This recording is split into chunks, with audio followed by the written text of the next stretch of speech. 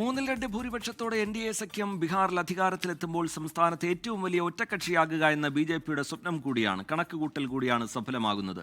92 സീറ്റാണ് BJP നേടിയത്. കഴിഞ്ഞ തവണ ഏറ്റവും വലിയ ഒറ്റക്കക്ഷിയായ RJD ഏറെ പിന്നോക്കം പോകുന്നതും നമ്മൾ കണ്ടു.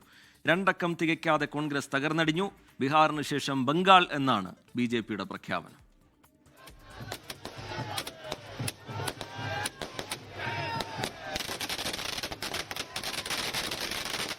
ഇന്ത്യൻ രാഷ്ട്രീയ ചരിത്രത്തിൽ നിർണായക സ്ഥാനമുള്ള സോഷ്യലിസ്റ്റ് ബീഹാറിൽ ഏറ്റവും വലിയ ഒറ്റക്കക്ഷിയായി മാറുക എന്നത് BJPയുടെ എക്കാലത്തെയും വലിയ ലക്ഷ്യങ്ങളിലൊന്നായിരുന്നു. 2020-ൽ 74 സീറ്റാണ് BJP നേടിയത്.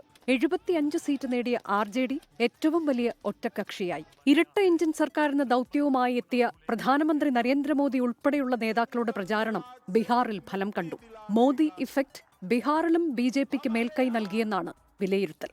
BJP ഏറ്റവും വലിയ ഒറ്റക്കക്ഷിയാകുമെന്ന എക്സിറ്റ് പോൾ ഫലം യാഥാർത്ഥ്യമായി. ഹിന്ദു മുന്നാക്ക വോട്ടുകളുടെ ഏകീകരണം ഉൾപ്പെടെ BJPക്ക് ഗുണം ചെയ്തു. 2020-ൽ 43 സീറ്റ് മാത്രമാണ് JDU നേടിയതെങ്കിലും നിതീഷ് കുമാറിനെ മുഖ്യമന്ത്രിയാക്കാൻ BJP സമ്മതം മൂളി. സുശീൽ കുമാർ മോദിയെപ്പോലെ ജനസമ്മതിയുള്ള നേതാക്കളുടെ അഭാവം തിരിച്ചടിയാകാതിരിക്കാൻ പ്രധാനമന്ത്രി നരേന്ദ്രമോദി ഉൾപ്പെടെയുള്ള മുതിർന്ന ദേശീയ നേതാക്കളുടെ പ്രചാരണ പ്രവർത്തനങ്ങൾ BJPയെ തുണച്ചു. തുടക്കത്തിൽ നിതീഷ് കുമാറിനെ ഉയർത്തിക്കാട്ടാൻ BJP തയ്യാറായിരുന്നില്ലെങ്കിലും നിതീഷ് ഫാക്ടർ നേട്ടമാകുമെന്ന വിലയിരുത്തലിൽ BJP എത്തിച്ചേർന്നു. നിതീഷ് കുമാർ തന്നെയാകും മുഖ്യമന്ത്രി എന്നുറപ്പിച്ചു പറയാൻ BJP തയ്യാറായി.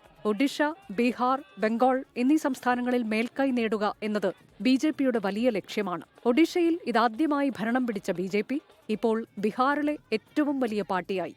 ഇനി ബംഗാളാണ് അടുത്ത ഊഴം. News desk 24.